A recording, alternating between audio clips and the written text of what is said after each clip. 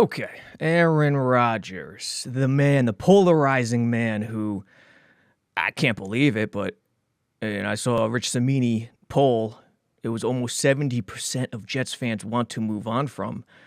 I mean, folks, really? We've reached a point where beggars can't be, we're not beggars anymore. The beggars can't be choosers mold. I mean, listen, there's been bad, there's been good, there's been pretty, there's been ugly. He hasn't had the best season, but are we really thinking that this man has been so bad this year under the worst coached team, the worst coached environment in the league, maybe the worst coached team I've ever seen in my life? Do we really think his production and his performance has been that bad where it warrants pining for a fresh start to try to get the message to Woody that he's got to move on now, even before he hires the new regime? I don't think so. Folks, let's not push him out of town. There's a case to be made that their best course of action is to move on, but it's not definite. And what I'm hearing right now, the fury, the fervor, is absolutely outrageous. I'm sorry to the person who responded to me. I forget the Twitter name, but he said exactly what I felt all along. I mean, Jets fans, frustrated and angry, 14 years, no playoffs. They're going to pin their anger and frustration on the perceived hero, the person they pin their hopes and dreams on most. Prior, it was Zach Wilson. Before that, Darnold.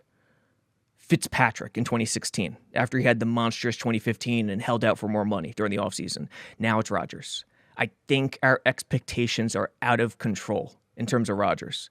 The whole one quarterback away narrative thing just was never a deal. And yes, the defense is worse this year with talent.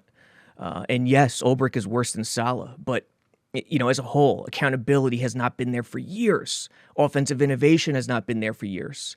And it has very little to do with Rodgers' stubbornness in the offense that he wants to run. If leaders are in the house, that nonsense doesn't even come up because they put him in better positions.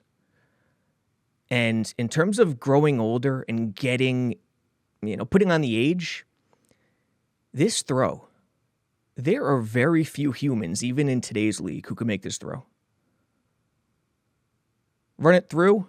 Little waggle action. Look at that play fake. Who's that? Boomer Esiason. And that throw, folks, is as good as it gets. Go ahead, pull up clips where he misses a guy, makes a bad read, makes a poor throw. Put on tape from Mahomes, Darnold, Burrow. It happens to every quarterback. I'm not saying Rodgers has been a legend this year. It's been shaky. It hasn't been great. It hasn't been horrible. It's been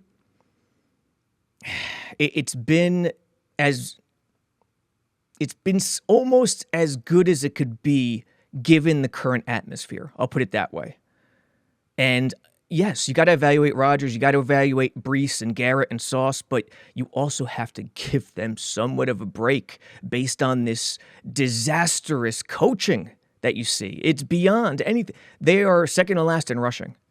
And, the previous film clip I put out about the safety against Buffalo with Max Mitchell, the drop-off from Olu to Mitchell or Olu to Carter Warren or Olu to Tyron Smith even, if that happened, is drastic. There's a reason why Rodgers in the offense and the rushing game started clicking the moment Olu came in at left tackle. There were no weak points on the offensive line anymore. Olu at left, Moses at right. You got the three interior guys. They were humming. 4.56 yards per carry as opposed to the normal 4.2 with that group. Here, against LA, this was their only touchdown of the game. Happened in the first quarter. Guess why?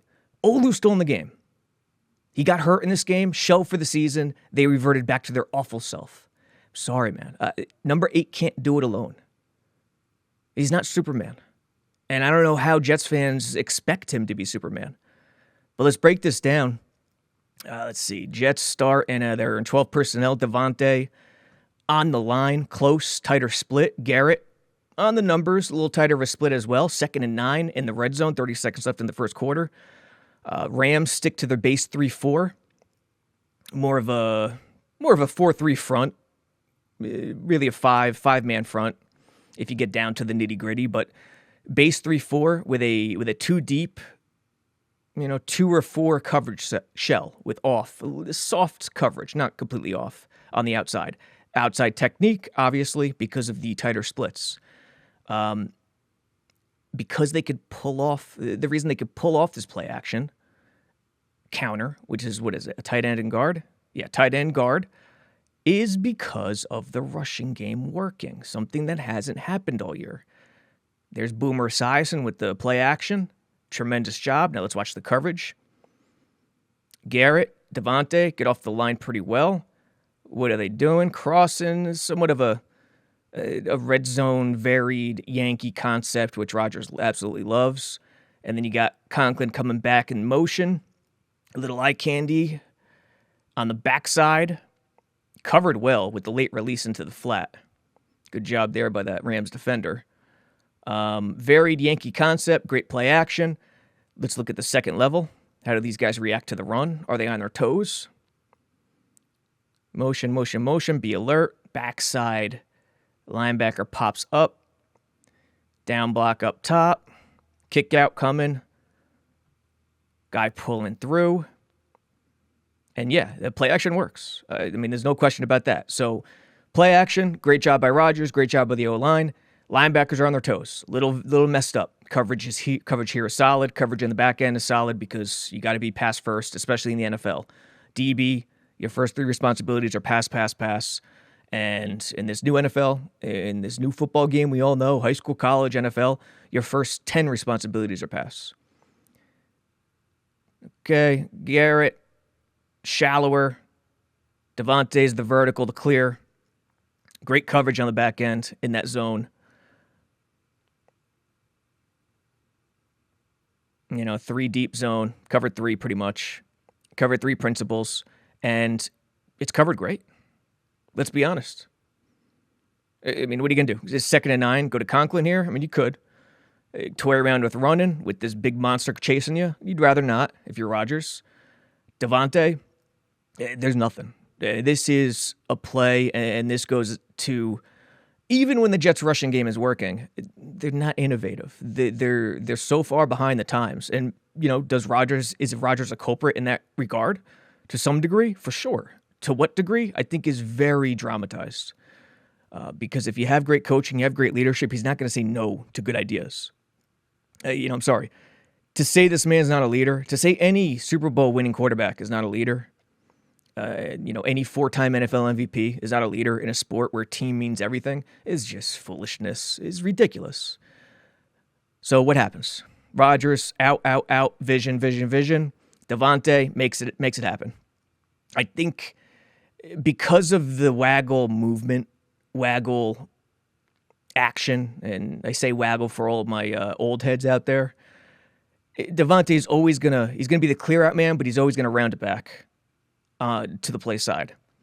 And you'd like to give him credit for playing backyard ball here, but that's not the case. I think the design is for him to come, and this was the sin right here. This middle third safety dropping down on Garrett when there was no need to. Gotta get your antenna on the backside. In normal circumstances, Devontae will be taken out by the backside deep third, but this is red zone. And in red zone, if Garrett's covered here, you're dropping down a little too much. But this throw, folks, is as good as it gets.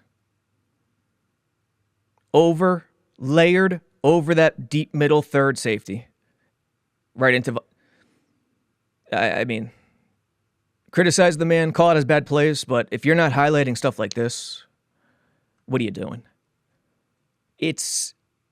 There are only a handful of quarterbacks, even in today's game, who could make this play. Even at Rodgers' age. And that's a fact. So, when you're worried about age and injury, yeah, he was banged up this year. Yeah, his age is a definite concern. But it's strange that he has continuously gotten better. Look at that throw. It's absurd. It's strange that he has continuously gotten better this year. Usually age, you'd see the guy regress. Now he's coming off an Achilles. There hasn't been enough ballyhoo about that. It takes a little time to get over that as well. And there hasn't been enough about Fashanu. When Fashanu's in there at left and Moses is at right, their offense has been so much better. So, my people, I'm telling you, don't push Rodgers out of town carelessly. He may retire. He may not want to come back to the Jets. But if Jets fans are pushing him out and Woody is already saying no to a possible return, as opposed to letting the new regime decide his fate, we're still going down the incorrect path that nobody wants to see. So stop it with the nonsense. If a guy like Vrabel comes in and wants Rodgers to play in 2025, cool. If he comes in and says, I'd rather move on and go a different direction, awesome.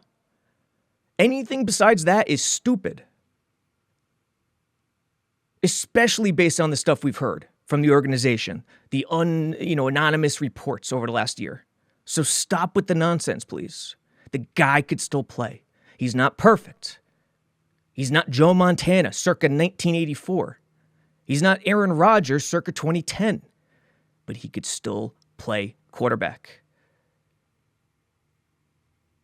Stop being silly.